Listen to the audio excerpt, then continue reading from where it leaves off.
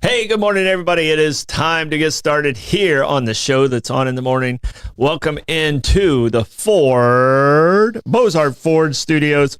So it's going to be a little rough. My iPad's not scrolling, so if I stutter a lot, you know why, and that's my excuse for the day. Hey, happy Monday, and we have a very special show. In with us today is Kelly Wilson from St. Johns County Emergency Management. She is the Deputy Director. Looking forward to talking to her about the upcoming hurricane season. But first off, what we have to do is we got to talk about our amazing sponsor, our title sponsor, and we're talking about Bozard Ford in Lincoln. Since 1949, Bozard Ford Lincoln has been more than just a dealership. It's a local legacy built on trust, family values, and commitment to doing things the right way. Proudly serving St. Augustine and beyond for over 75 years, Bozard Ford's award-winning service is unbeatable and state-of-the-art facility with 91 climate control service bays, a quick lane for no appointment needed maintenance, and you can even grab a bite at Ford Garage Restaurant next door. You got to try the Jiffy Burger, the 904 Burger. It's amazing. Recognized for the Triple Crown Award and President's Awards, Bozard Ford Lincoln is where hometown service meets national excellence. Great pricing, friendly faces, and better buying experience. Located at I-95 and State Road 16, Bozard Ford Lincoln. They are driven to inspire. Also got to give a shout out to our other amazing sponsors, Fidus Roofing, Old Town Trolley, Bin 39 Wine Bar, B&S Signs, Chiba Hut Toasted Subs, St. Augie's Pizza, Chris Lucero Bail Bonds, and St. Augustine Handy House. Support our wonderful sponsors if you don't mind, because they are amazing. They're the ones that keep us on the air. You can also find us on YouTube. We have reached our subscribers goal of 1,000. Thank you guys for getting us there, but we need to go for 2,000 now. You can also find us on Rumble, and if you would hit those Facebook stars to help us out, that helps us pay the bills. And you know what? It's a Monday, and you guys know how I just love Mondays. Blake, how you doing back there, man? I'm doing great. I'm doing great here. I'm just setting up all the laptop and sharing the show to everyone I can. All right. And we got Aiden in the booth with us. Yes. Come on. Yeah, there you go. There you go. Give the lean, Aiden. Give the lean. All right. And joining us in the studio, Kelly Wilson is joining us from the St. Johns County EOC. Welcome in, Kelly. It's good to be here with you, Troy. Yeah, I don't know if you and I have done a show together. You've been in here before, but I don't know if we've done a show. You usually call me. I'm usually an over the phone guest because it's usually when the EOC is activated or there's a hurricane or something. Yeah. So you call me, so you only get to hear my voice from the other side because I can't come down here. Yeah, so usually you're a little busy. I'm busy. I can't get over here. A little busy. All right, so we got a question of the day, and it has to do with, because you're our very special guest. Our question of the day is, what's your go-to hurricane snack? Go-to hurricane snack. Kelly, you're the guest, so you get to go first. I'm going to go Butterfinger. You're a Butterfinger? We have to have chocolate in the EOC when it's going, but a Butterfinger would be my hands down favorite. Yeah. Yep. So, Blake, what about you? What's your go-to hurricane snack? Because usually they're gone before the hurricane gets close. Yeah. Okay. Yeah. I agree with that, but you don't have to announce it publicly. I'm going to say Cheez-Its. Cheez-Its. Okay. Yeah. You crush some Cheez-Its there. I feel I'm with that. Gotta have chocolate. I'd say just like M&Ms, maybe some kind of sweet something. Anything chocolate. Yeah. Peanut M&Ms are a popular one. Yeah. Very popular in the EOC. Yeah. So and I'm a little Debbie. I gotta have the nutty butter. So I've got to have that. Those are good. Because it's kind of like a cracker, but it's just wonderful. And I got to have them in the house anyway. So, I mean, do you normally have Butterfingers in your house? Yeah, I have some right now. Yeah. I also, in fairness, have Nutty Buddies. Okay. And there's always a supply of the Little Debbie's because zebra cakes. Zebra cakes. They became weirdly popular in COVID. Yeah. The zebra cake became a thing. Uh-huh. Odd. Yeah. So, well, I remember one time, and I don't know, were you at the old location? Yeah, we were at the old building. One time, because I was the one who had the Hummer, so I could go out in the storm, and found one store that was open, and I had to go out and Mhm. make a snack run for everyone. Yeah. So I just felt like such a glutton. But all I did was grab every possible snack for the people in the EOC. Oh yeah, and the first time you send somebody to do that, because he was our planner at the time. We sent him, and he came back, and we looked at him. We're like, I don't know what you think this is. This isn't enough. That's just that doesn't Fill the qualify. buggy. Yeah, we need the buggy full. That doesn't qualify at all. So no, it was well. Luckily for me, I'd already went through Charlie, Jean, and Francis. That crisscross. Sorry about that, Blake. That crisscross. Yeah. Horrible hurricane situation. You and I would have done Faye Yeah. in the old EOC. Yeah. Yeah. And it ran quiet for a little bit, Yeah. and then it did not. And then it did not. And then it has not. Then we were out at the new one. So all right. We also have to do a quick check of the weather, and it's going to be okay. Yeah. Yeah, it's going to be that. That's what we got today. It's going to be off and on, partly cloudy and rainy all day. It's going to be a Florida summer day. All right, and that is brought to us by Ben 39.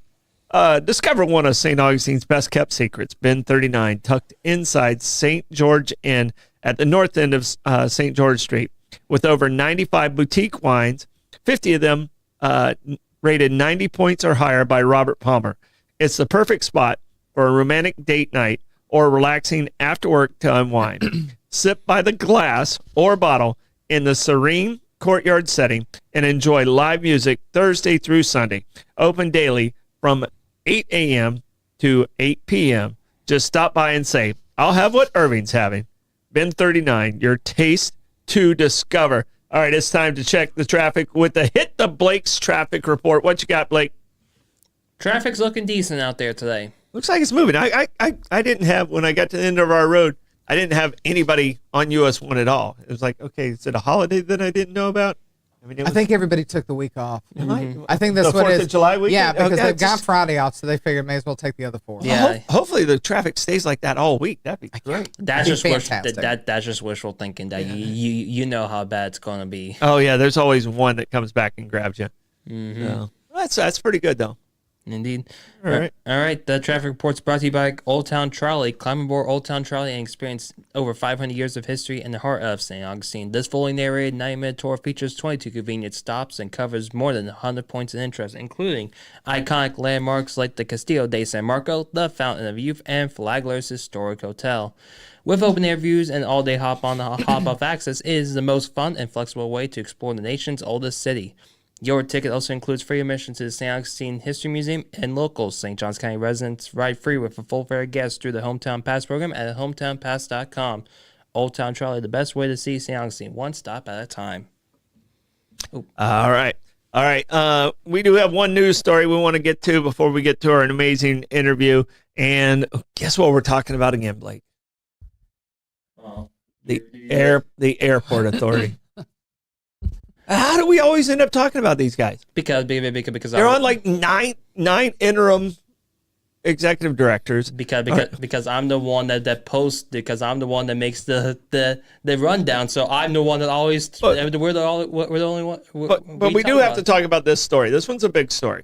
3 St. Johns County Airport Authority board members are facing charges accused of repeatedly violating sunshine laws. 3 members of the Airport Authority are now facing charges for allegedly violating Florida sunshine laws. Board Chair Reba Ludlow and members Dennis Clark and Lynn Tucker are accused of holding private meetings to discuss public business and trying to control board decisions outside of official channels. Tucker also faces a possibility of felony charge for allegedly tampering with a witness.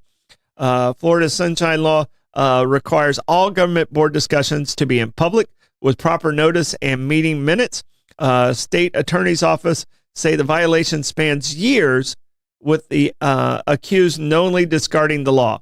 According to affidavit, Ludlow and Clark were repeatedly warned by former Executive Director Kevin Harvey, who said Clark once dismissed the law too restrictive and joked that the penalty was only $500. In one instance, Ludlow and Clark were seen in a closed meeting with the financial documents on screen, but claimed they were just trading recipes. More recently, interim director Courtney Pittman reported a private meetings with Ludlow and Tucker where they discussed removing agenda items and allegedly tried to pressure him into staying silent. The controversy erupted on March 10th in a board meeting after a letter from the Douglas law firm accused the board members of repeated sunshine law and ethic violations. The firm resigned as legal counsel shortly after. Penalties for violating sunshine law include possible jail time, fines up to $500, removal from office, and avoiding of decisions made in private. If convicted, the 3 board members could face serious consequences. All right, so I'm on a board that has to follow the sunshine law, and the sunshine law is very restrictive in a lot of ways, but the rules there also so the public can see it. If you're not familiar, if you sit on one of these boards, you have to do it in public. You can't just make a board decision with another board member outside of the public. Like I can't just call someone on the TDC board and say, "Hey, how are you going to vote?" Can't do that. That's absolutely a no-no. You can't go together with strategies going in. You have to do it out in the public. I'm on a board with 9 members. This one's only 5. Sounds like 3 of them were kind of pushing the envelope on how they can do it. It sounds like they were warned. So it's a tough situation because this board doesn't get paid a whole lot. It is a paid board and it's an elected board. But if you were warned that many times, I'm not understanding why you kept doing it. So we'll see what happens. And this is, it seems like the airport authority's been in turmoil with all their interim directors. So we'll just keep an eye on this one. I am friends with Lynn. He was a very successful business guy who went to give back, and doing business in the private sector compared to doing business in the public sector is completely different.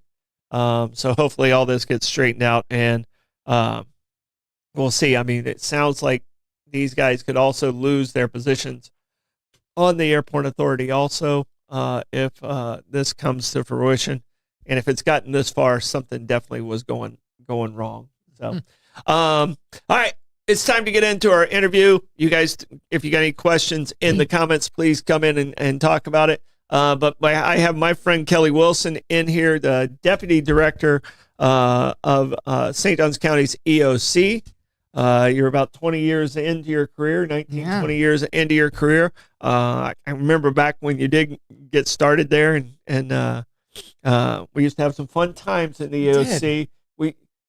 And it's a pain in the butt, but you got to make the best of it. Yeah. And I think that's one of the things you guys always have done an amazing job with. But welcome in. Thanks for having me. Yeah, you welcome into the studio and not on the phone going, "What's going on? When are we going to get hit?"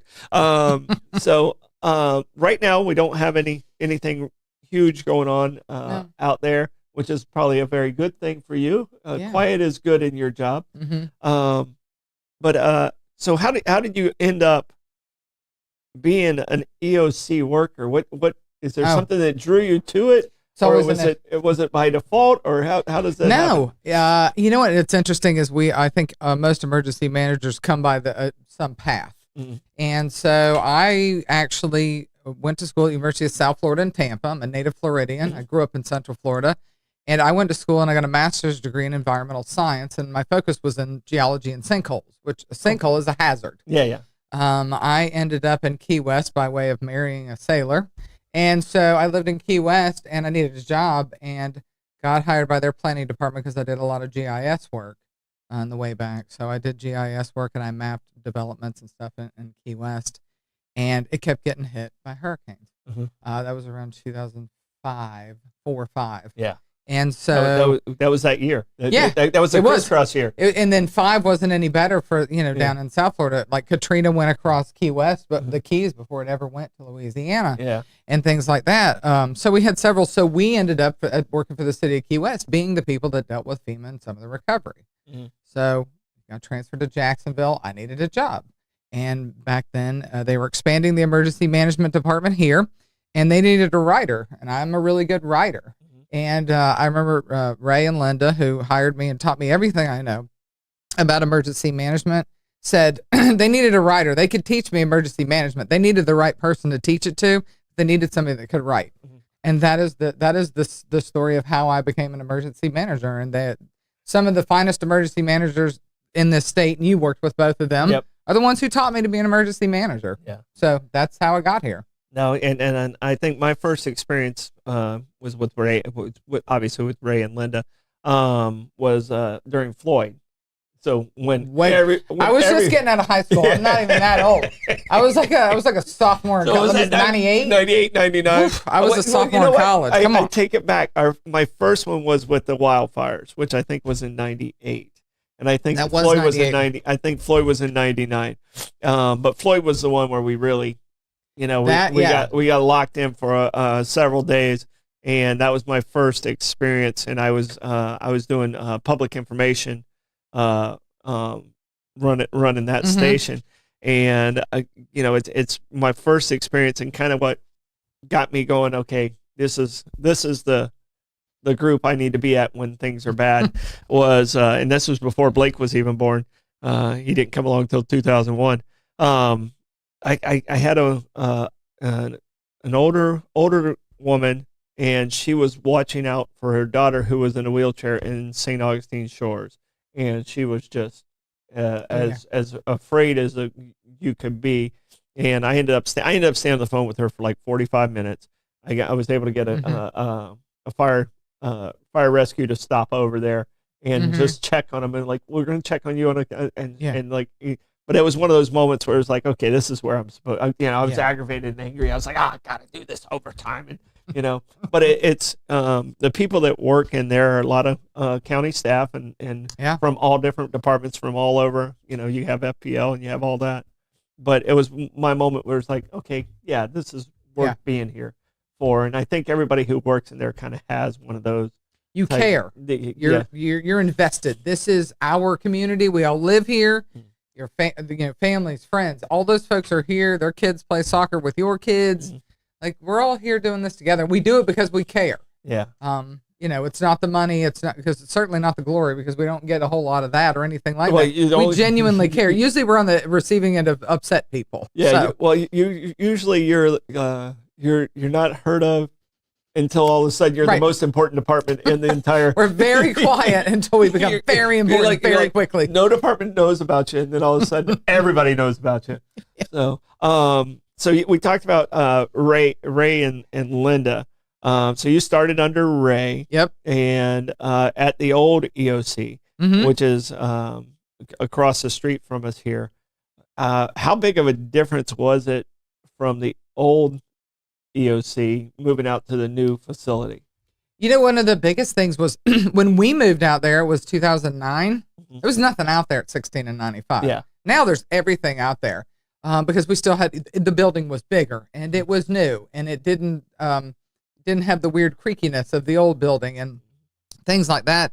But in the old building, we had 911 dispatch was in there with us, so we had sheriff's office and fire rescue, and fire rescue had recently moved, so it was twofold. The two strangest things were, it was just us, and at that time there was 4 of us. There was nobody else wandering in or out.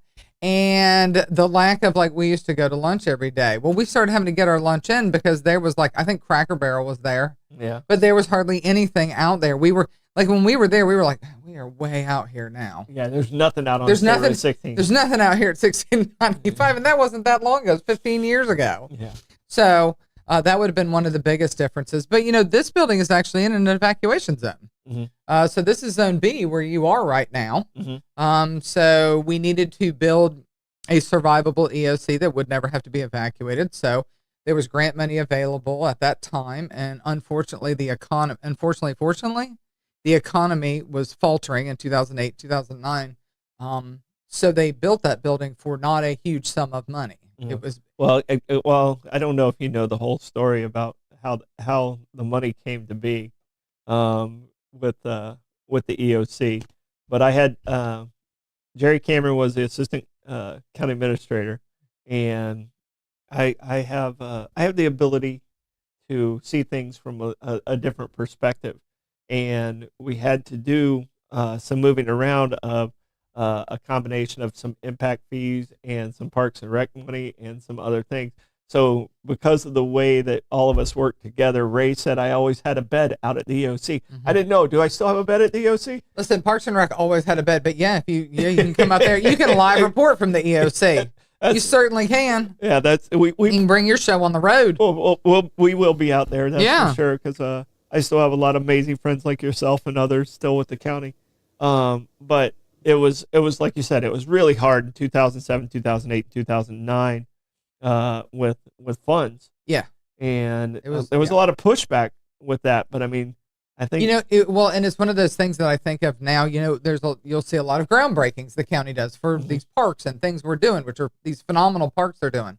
We did not have a groundbreaking for that building. There was no groundbreaking when they started building the building, simply because the economy was so difficult at that time. Yeah, we didn't want to rub it in people's face. Right. We opened some parks during that time too, and we just opened them. It was just quietly, because the thing is the money was in the works already, and it was just one of those very quiet things. So, but it's a phenomenal facility.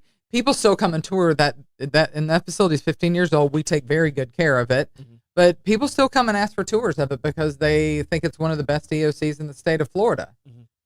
Every county in the state of Florida has to have an emergency operations center. So ours is still one of the best. All right. So you talked about only having 4 when you started in 2006. How many people? What's your staff like right now? The director, Joe.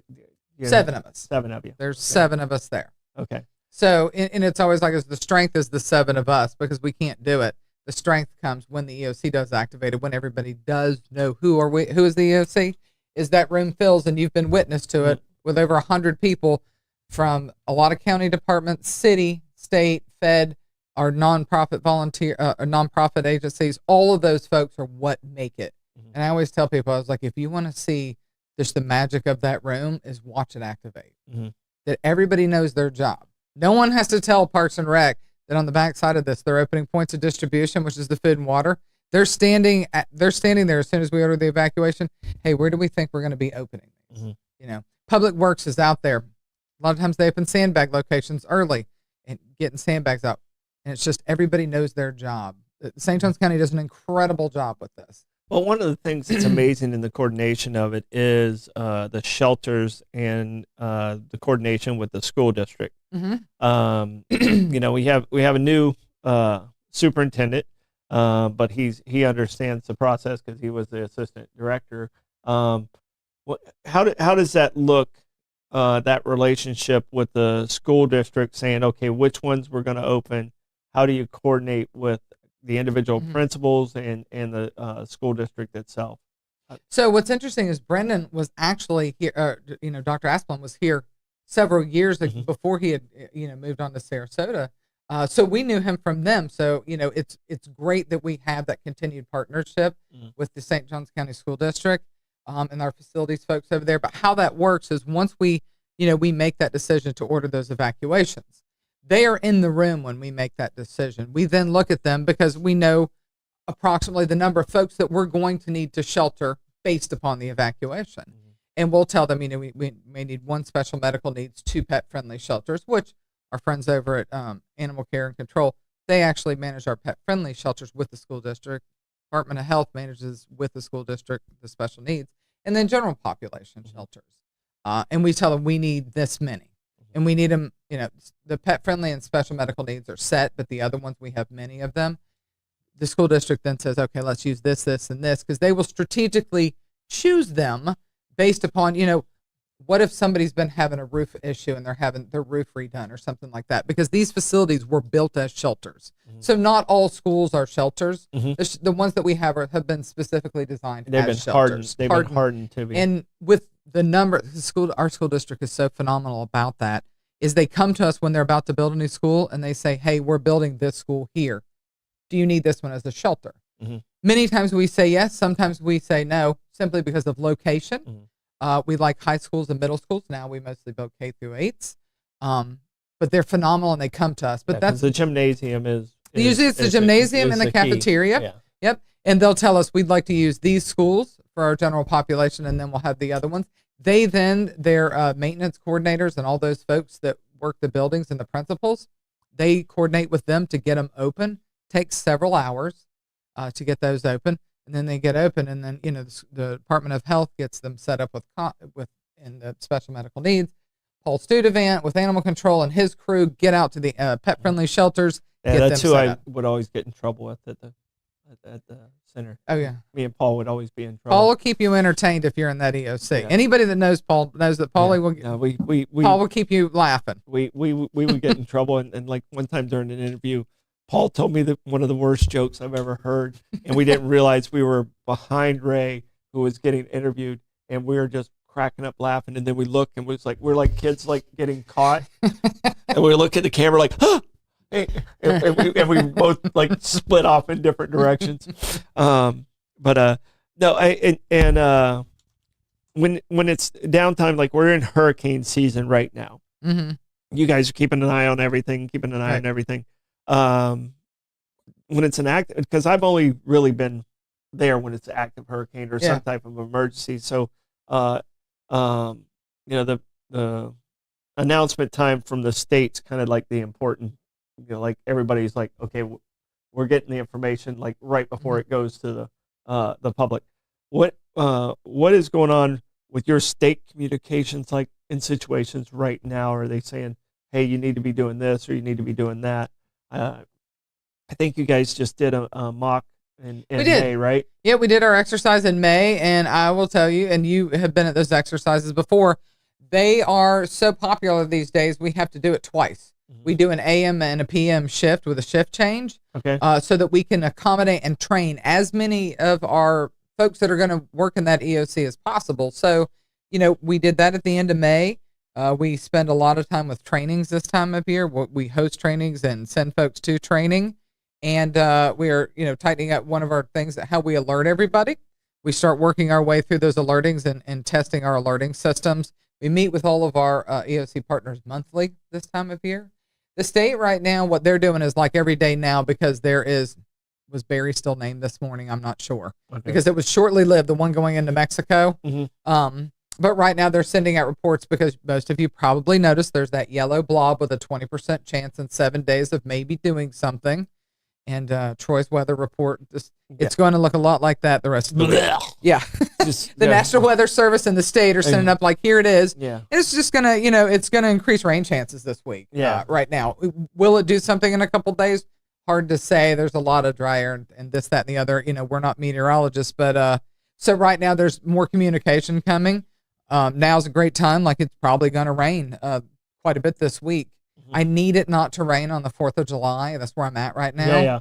Because I need everybody to light all their fireworks off because my dog does not like fireworks. She's very afraid of fireworks. Mm-hmm. So I need everybody to light them all off on the 4th of July. Right on that day. Like, let's go. She will medicate it. Should be all medicated up and let's get it over with. But yeah, it's going to be rainy. So there's increased communication even when it's just that yellow blob. Like even right today. Yeah. All right. We do have a question from a viewer though. We have hold on a second. Let me go and double check here. Yes. So we do have a viewer. We do have a viewer question that actually comes from Rebecca. She asked. So what's like the county's recommendation for like how much water should a family have during like hurricane season? Like how much water should they have prepared? Okay, that's an excellent question. So I would tell you at least a gallon per person per day, at least. Don't forget your pets in that equation. And that doesn't account for like, the cooking or bathing. Like you can fill your bathtub up. But one of the things I do like to remind folks, especially with water this time of year, like do you drink juice or something in like a nice heavy plastic bottle, not like these water bottles, which almost fall over on you? Mm-hmm. I always tell people that, and even if you wait right before the hurricane, save up those bottles, get them good and clean, rinse them out. Fill those with water. You can drink that water and you don't have to go spend all this money on bottled water. You already have those plastic jugs you're tossing in your recycle bin. Mm-hmm. So have about a gallon per person per day. Make sure we include the dog, the cat, and whatever else drinks water in your house. So that's a good question. All right. And plenty of nutty butters, Rebecca. All right. Blake, I'm gonna send it to you for the gas report. And then we're going to come back, and I want to talk about certain safety things to do when you're doing a hurricane, because people do some really silly stuff. Yes. So we have some things to avoid. So Blake, give us that gas buddy gas report if you don't mind. All right, the gas report looks like this for St. Augustine. We have the gate at Misler Road at 268. We're almost there. 8 cents away. Will we reach it in time? Yeah, I set a goal for 4th of July. It'll be down to 260. Oh, is that your goal? Oh, you're getting there. Yeah, so we're 268 right now. So let's get there. And then we also have the Circle K on 207, also at 268. The gate here at US 1 at 279. Shell at 2350 North Ponce de Leon Boulevard at 279. Snoka at 2199 North Ponce de Leon Boulevard at 279. That is their cash price. The Circle K here on US 1 is at 284. The Shell at 146 King is 289. You might have to go over another lane or so to get there. And then you have the Owens at 78 South Ponce de Leon Boulevard at 299. Shell at 216 Ponce de Leon Boulevard at 299. Then the A18 discount beverage is at 299.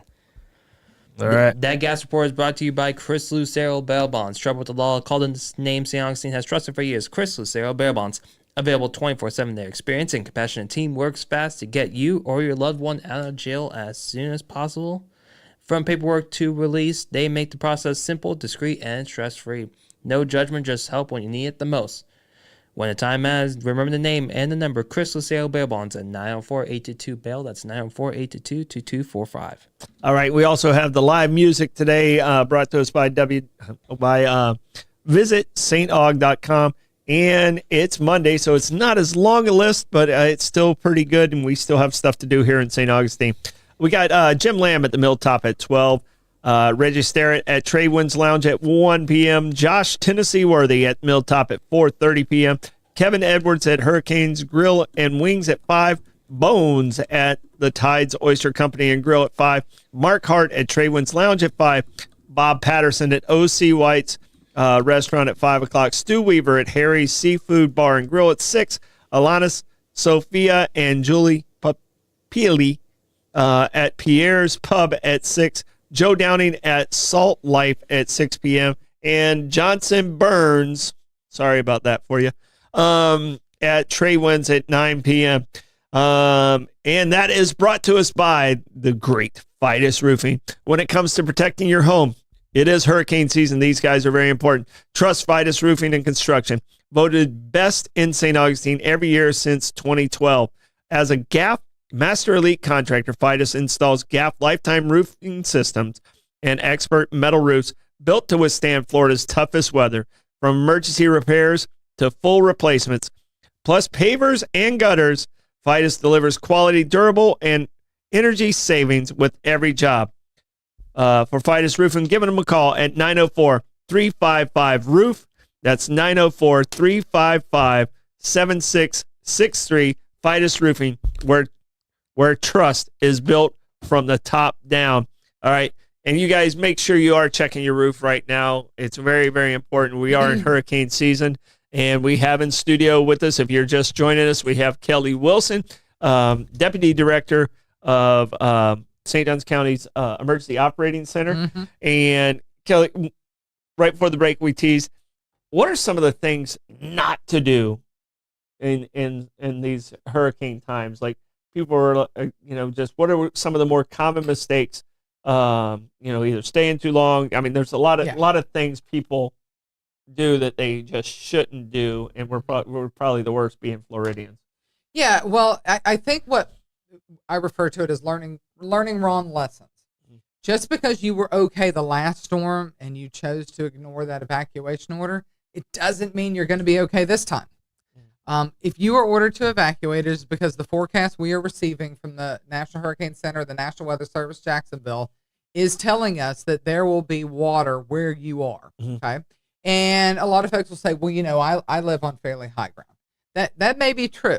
And what you may end up on is an island mm-hmm. that you cannot get to, or no one can get to you, and you cannot get off of. You may suffer significant damage around you. So what we are trying to tell folks is, when we order you to evacuate, when we listen to that order, we do not make it lightly. We make it with the best information, with the best scientists there are from the National Hurricane Center and the National Weather Service Jacksonville. And like I like to tell a story about that, and it would have been 22. It would have been the year of Ian and Nicole, and we asked folks to leave for Ian. Ian came from the West Coast, and a lot of folks are like, it's coming from the other side. I don't need to go. Well, we had fairly significant flooding, not Matthew or Irma level, but there was it was about 6 inches below. Yeah. My house knows exactly what the level was. So folks were like, okay. And then Nicole is what causes me to no longer trust November. November used to be like, it'll be all right now. We're at the home stretch. It'll be okay. Nicole came around the 9th, I think, of November, right around there. And it started off the East Coast down there, and it started to come up. It was just a dying 1 to a tropical storm. That's why we never call them just a Category 1. Mm-hmm. As it came by us, we already had damaged infrastructure from Ian. It caused a significant amount of flooding. We told folks, if you flooded for Ian, you're going to flood again. You should go. Folks were looking at it as just a tropical storm or just barely a one that wasn't going to make landfall. Mm-hmm. And that was the one that washed out A1A there at Carcaba Road. Mm-hmm. And Guana was underwater. And interestingly enough, we found out that everybody, when we it was about 7 miles of A1A up there that we asked to put a shelter in place. It got really interesting how many folks immediately wanted to evacuate at that moment. At that moment. It became critical to evacuate. So don't be one of those folks. You're putting yourself in danger, and there may be a time where our first responders can no longer get to you. Some of the other things is, and also you're going to be uncomfortable out there. You're not going to have power, probably not going to have water. So evacuate when we ask you to do so. Don't wait till, there's a storm coming at us in a 5-day cone to go get all your supplies. Including if you want plywood for your windows, go do that today. Mm-hmm. Go ahead and get that stuff. Get on your roof. Troy was talking about roofing. Get on your roof. Or if you don't do ladders, I don't do ladders, call a reputable roofing company to come take a look. Fidus Roofing. There you go. Call a reputable and have them come look at your roof. Make sure it's okay. You got any trees banging up against your house right now? Great time to. I don't know if you have any tree sponsors. Yeah. No. Okay. If you have any, call the tree company and have them come trim those trees now. Get that stuff away from your house to protect your house so there aren't trees banging against it. So these are the little things you can start. And if you hear one thing and one thing only, go check your insurance policy. And if your insurance policy doesn't include a flood insurance policy, go buy a flood insurance policy. I cannot stress enough to go buy flood insurance. Even if you are not required to have flood insurance by your mortgage, there's a lot of times that's not included in those evacuation zones. A lot of people learned very hard lessons back there in Matthew and Irma, and you may remember those. A lot of folks say, well, my mortgage company didn't require it. That's true. But unfortunately, the storm surge did, in fact, flood those folks, and your homeowner's insurance policy doesn't cover that rising water, storm surge, flood type damage. So that's one of the really important things that you can go do is buy flood insurance. All right, and I'm going to take us to a place, and you tell me where you're comfortable with. With the announcement of FEMA being done at the end of the year, there has to be something that's going to fill that gap and where it is. You guys obviously with the role where you're at, it works with FEMA. I have not always had the best experience with FEMA when I was with the county because I was like the young director, so they'd send me up with the helicopter and have to do the evaluations and stuff like that. And I'm assuming you guys still do. Yeah, we find. You know what it is? We find the smallest person we can find because the helicopter can fly the longest. Yeah, is that what it was? Yes, we find the smallest. So I fit that role. The people willing to do it because it's not me. I'm not getting in that helicopter. So I fit both of those. You do. I'm bigger now.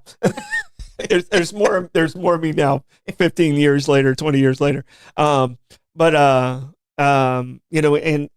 had to communicate with FEMA on that damage. And the problem I had with FEMA is they did so much contract work, they would switch people up and it was really a pain in the ass. And they still do. They still do that. So, I mean, FEMA might be looking different, but hopefully they can kind of clean up where some of their mistakes are. How is that? Has anything changed with that announcement with you guys at the EOC? Well, like you said, what we have been advised from the state of Florida, it will look very similar to how it has this year.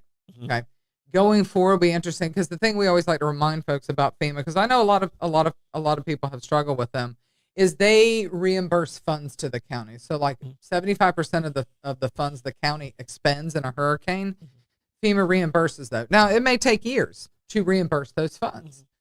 So and it does. It's a lot of paperwork with a lot of folks that you change over time. We're still receiving reimbursements from, storms from years ago. But what does it look like? Our struggle is we're not sure what it's going to look like. What we have been advised, but it has changed several times, is they'll be more focused on response, a quick response, and a short-term recovery. Well, the thing about FEMA is that their response looks like those.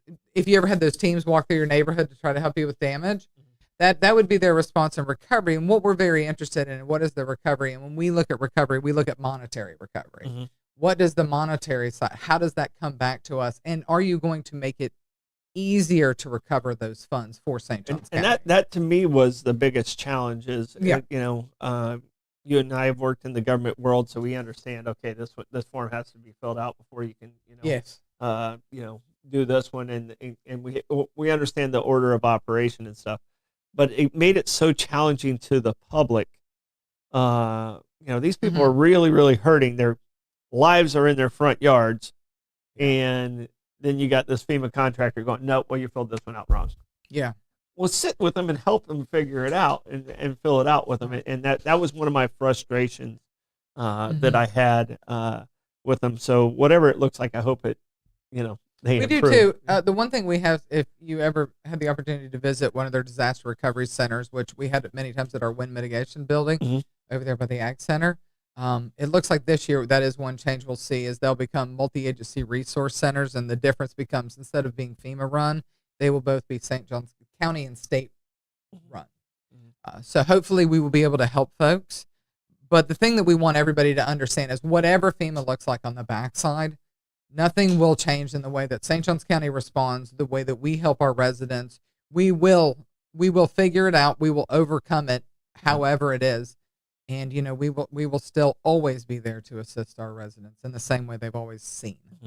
And I mean, I'm assuming they still do like set up centers for like water and stuff like that, like after the fact, to kind of help people. And we always use the parks for that. So hopefully all those things stay in place. The fairgrounds for FEMA was a debris and an alternate site because it was so high out there. So I'm assuming all of those things will still. Yeah. So FP&L uses that now. FP&L usually uses that. Yeah. But the points of distribution, like the food and water, that's, Parks and Recreation. They do a phenomenal job. They walk through the doors. What do we got? We order the supplies in, the food, the water, to hand out to folks because, they don't have their food, they don't have their water. And we manage that. Keep people in the car and just keep moving. Keep them moving. Don't get out of your car. We're going to put it in. It's going to be full service. Going to keep going. And, we'll run those for a couple days, especially when we lose power and we lose water. And that is a locally run operation. Many times we'll get the National Guard to help just because those are, they're many hands. Their bodies, they're many hands to help do the work. But that you will not see a change. You will still see that. Those types of operations, the county has always managed them with some assistance, but you'll continue to see that level of service. All right. I got one more question, but I want to go to the boys in the booth there. You guys have anything else that you need to ask? And then I know my dad brought up the current administration's plan to shut down FEMA as we know it. It's possible that, but there's also been talks about the decrease of funding for NOAA and the National Weather Service as well. Have you heard if this funding plan goes through what might happen to forecasts, meteorologists, data have you heard what might happen to the data that we use to identify hurricanes and how to prepare for hurricanes? Yeah, so we would very much like to see those folks keep their funding.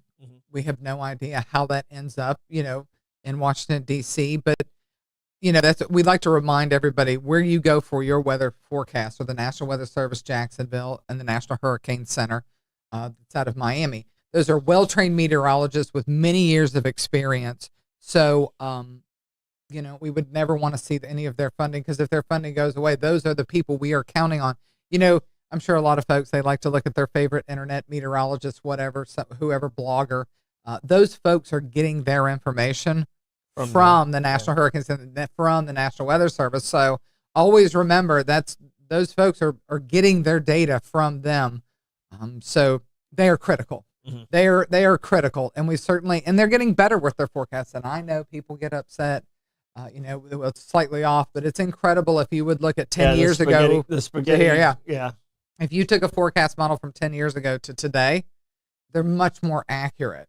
Mm-hmm. You can't just pinpoint and a it's point funny in time. because when we sat in the EOCs, we all would pick our I'm going to be the yellow line. You're going to be the green line. You're going to, and whoever comes. I mean, there was always a little competition. Which way it was going to go. So we certainly we need to keep those folks funded so that they are critical to the work we do. They're the one that give us a forecast that say over at the Castillo we are going to see 5 to 7 feet of water above ground. Mm-hmm. Without them, we don't know who we should evacuate. Yeah. They're the ones that tell us that forecast. So they are critical to our public safety mission. All right. And one of the most common questions is, and I know there's not an exact number on this or what it is.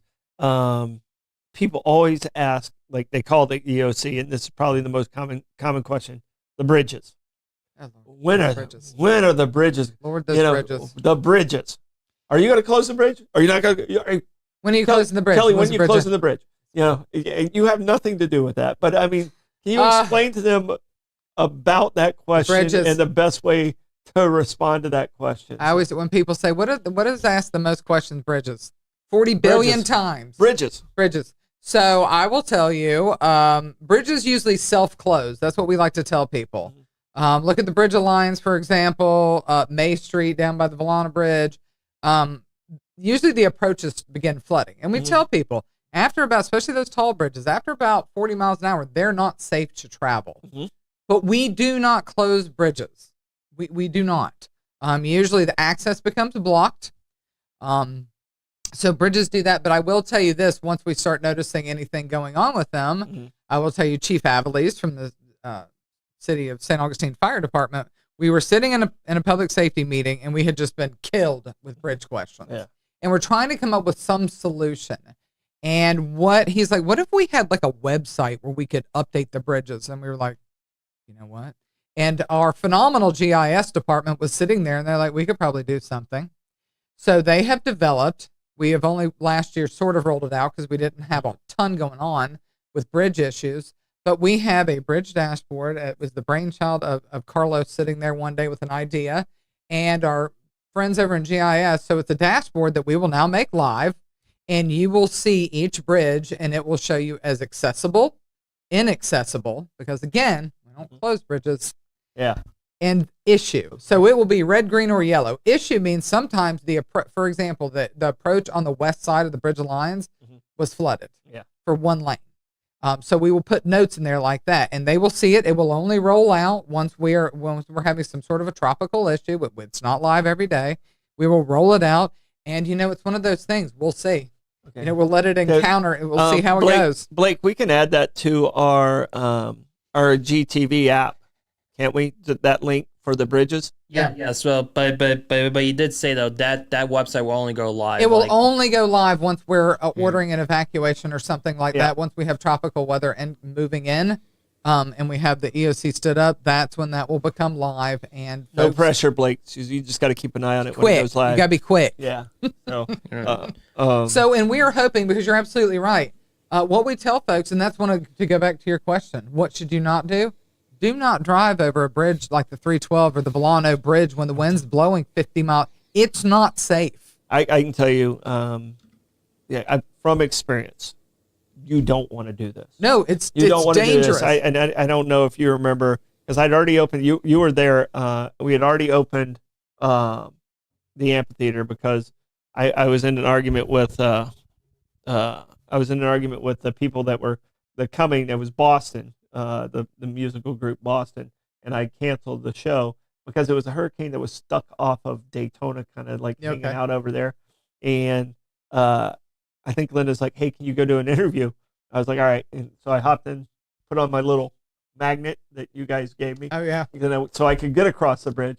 And I went across the bridge of the 312 bridge. Came back on the Bridge Alliance. But I literally, and I had Will Smith, the director, after me in the car with me. And we were in the slow lane going to the beach on 312. And the wind blew us over to the other lane, and I was like, I don't know when we're going to stop blowing here at this point. I remember looking at Will's face. He's like, what are you doing? I was like, I'm not doing this. We're not coming back this way, even if we have to stay on the island.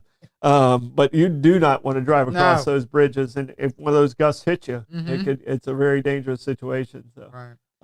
And I would say, it's not safe for the bridge question. That's it. It's the number one question. And it was the Weather Channel, and I was like, how'd you guys get here? It's like, oh, we've been here all day long. I was like, we've been sitting here since before the wind blew. It's like, what? How do you guys do this?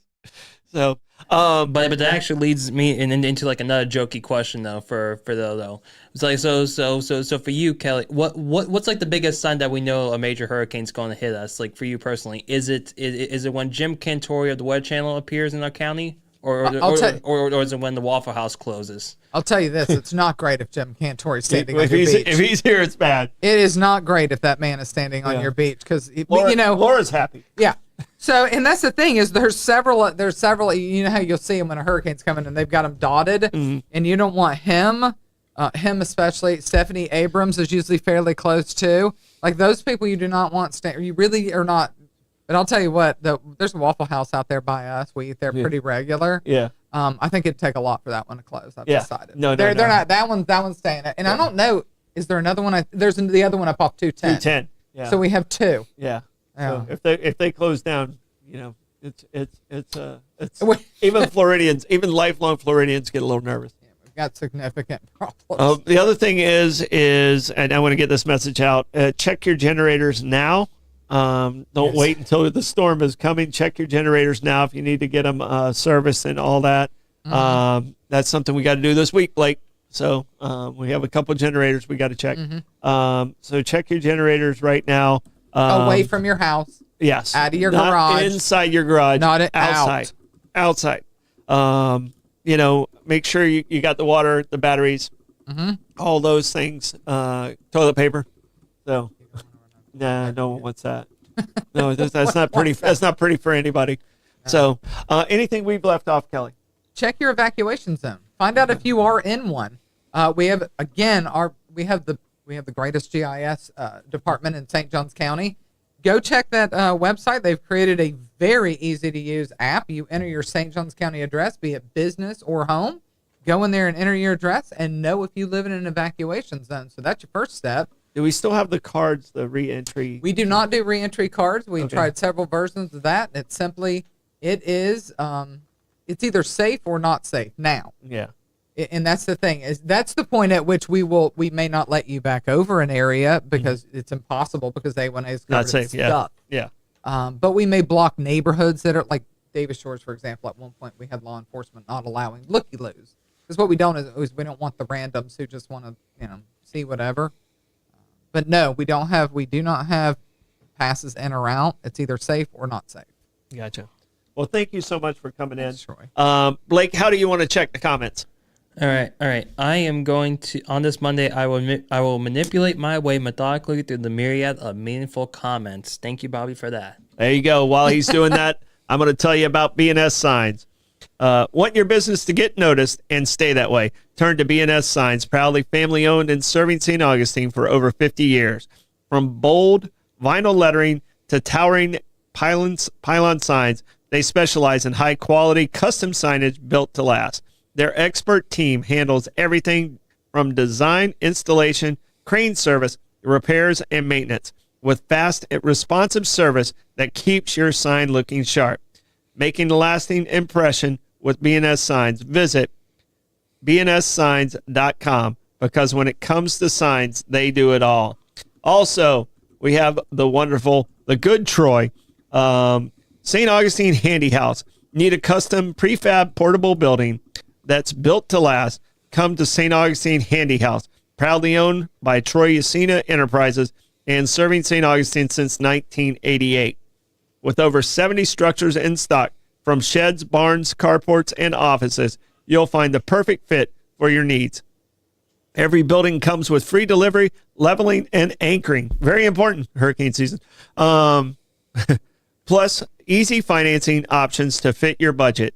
Visit them on State Road 16, open Monday through Saturday, or call 904-823-9092. That's 904-823-9092. St. Augustine Handy House, where quality meets convenience. Blakester, what you got, man? All right, Wawa's at 268. Costco is at 267. Thank you, Tim, for reporting it again. No report today for BP at Lewis Point. Lots of tardy minions to start off today's show. It's Monday. They're waking up late. Fair enough. All right. Nick said Publix chocolate chip cookies for his hurricane snack. Scott said Andy's hot fries. Kenny said donuts for his snack. Rebecca wants to remind the public by saying "Sunshine Laws" with 7 exclamation points. Sunshine Laws, yeah. And then Amanda's on her way back to St. Augustine. Bobby thought the Coast Guard controlled the closing of the bridges, and then don't speed down Riberia when flooded. I do have a fun Coast Guard story. Yeah, let's hear it. We had I don't know, it was either last year or year before. It was probably last year, year before. We had a call, and it finally got to me. It was a shrimp boat. The drawbridges, which the Florida Department of Transportation is the person who controls when the drawbridge is locked down. Yeah. When we order an evacuation, they will lock the draws. They pull their tender, and they lock them. So 206 and the Bridge Alliance. Yeah. They had been announcing that apparently all day on the marine radios. Hey, if you got to get one way or the other, these draws are going to be locked into place at this hour. We had finally gets a call coming to the EOC, finally gets to me. It's a shrimp boat sitting on the other side of the Bridge Alliance wanting to come in, and he's real hot. I mean, he is fit to be tied, and he's upset about it. And I said, sir, I don't know. So we get FDOT on the phone, and they said, we're at Condition Zulu. And I was like, go on, because I'm not really sure what you mean. Yeah. They're like, all the ports are closed. We locked those bridges down. We've been telling them on the marine radio like all day. And I said, okay. And so we get back and we tell him, and he's just throwing an absolute fit. He had a boatload of shrimp. Yeah. And I said, sir, they said that they've been saying it all day long. There's no tender. There's no nothing. And he's getting fairly hostile at this point. And the city of St. Augustine Police Department said, listen, you can sit there, drop anchor, and you're good. And we're not opening the bridge. We have no ability to open the bridge. So finally he goes, well, I'm going to call the Coast Guard because I've got DOT on the phone. Yeah. And DOT is like the only people that can overrule us on the drawbridge is the Coast Guard. Mm-hmm. So if the Coast Guard says you have to open that bridge, you have to open the bridge. Well, apparently the Coast Guard told him he was in safe harbor and to drop anchor and to ride it out right there. Uh-huh. Well, I have to report that it must have been fine because we did not find any shrimp boats later. Yeah. But it was a fairly interesting thing. Well, and we get a sailboat hitting the bridge almost every storm. Yeah, that happens, but this was one of the shrimp boats, and apparently, come to find out, I was unaware that the Coast Guard can overrule the Florida Department of Transportation to tell them to open that drawbridge. But since the boat was, in fact, in safe harbor, they were like, too bad, drop an anchor. Normally the call is by Florida Department of Transportation, and that's drawbridges. Yeah. So they will lock them down, as in no boat traffic, which we are very careful and very rarely put that in any sort of our messaging, because if people don't understand the drawbridge boat traffic part, they think the bridge is closed for everybody. Yeah, you don't need more. We're very close. You don't need more bridge. We don't even advertise that like boat people. I hope you know. Yep. All right, I got to give the Stodum stat for today. Stodum stat today at 1953. This is when the Chevy Corvette first rolled off the assembly line. It wasn't really a fast car at that time. It was underpowered. It looked kind of cool, but it was underpowered. It wasn't until I think 2 years later when they put the souped-up V8 in it, and it's the sports car that it is today. But happy birthday for you Chevy Corvette lovers. All right, and that is brought to us by the wonderful people at Augie's Pizza. So stop down today at Augie's. We ate there just the other day, I think Saturday night. Augie and the crew, they're amazing. Located right there at the corner of Riberia and MLK. I don't know which way to point. This way? That way? That way. There we go. That way. There you go. That way right there. There it is right there. MLK, and get yourself a slice today. Not today. Today's Monday. Tomorrow. All right. Any plugs? Blake, you have any plugs? Yes, indeed. Bollocks tonight at 5:00. We have my friend John talking everything about what's going on in the world today from a younger perspective. Yeah, we got a Liberty guy coming in from for us on Bollocks to join us in the studio. My plug today is tomorrow night we are starting a new trivia show at Sonny's Barbecue out on State Road 16 at 7:00. Come out and see us. So you guys that are missing the Gypsy Cab trivia show, make sure you get your butts out there and hang with us tomorrow night. And we will see you this afternoon. Bye-bye.